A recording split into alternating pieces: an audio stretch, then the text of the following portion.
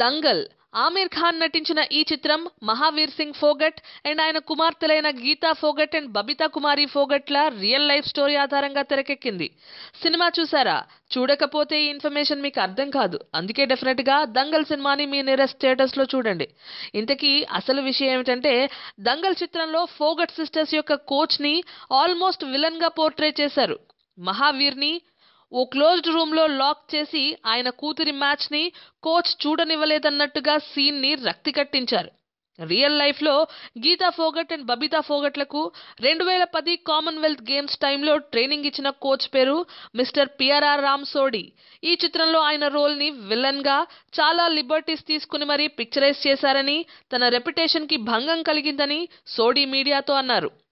చిత్రంలో సోడి క్యారెక్టర్ కి పిఆర్ కదం అని పేరు మార్చి రియల్ గా తన క్యారెక్టర్ ఆర్ లైఫ్ తో సంబంధం లేకుండా సీన్లు తీశారని ఆయన అన్నారు. మహావీర్ ఫోగట్ తనకి ముందు నుండి తెలుసని, ఆయన చాలా ఉన్నతమైన వ్యక్తి అని సోడి పేర్కొన్నారు. మహావీర్ కుమార్తెలు గీతా అండ్ బబితా ఫోగట్లు తన వద్దనే 3 సంవత్సరాలు శిక్షణ తీసుకున్నారని, ఎప్పుడూ దంగల్ చిత్రంలో జరిగినట్టు మహావీర్ సింగ్ ట్రైనింగ్ విషయంలో జోక్యం చేసుకోలేదని, పైగా ట్రైనింగ్ పీరియడ్ లో ఫోగట్ సిస్టర్స్ ని ట్రైన్ చేసిన కోచ్లలో వేరే 4 కోచ్లు కూడా ఉన్నారని, అలాంటప్పుడు కేవలం తనని మాత్రమే కోచ్ గా ఓ క్యారెక్టర్ క్రియేట్ చేసి అది కూడా నెగిటివ్ గా చూయించి ఎందుకు గౌరవ భంగం చేస్తున్నారని కోచ్ సోడి అడుగుతున్నారు.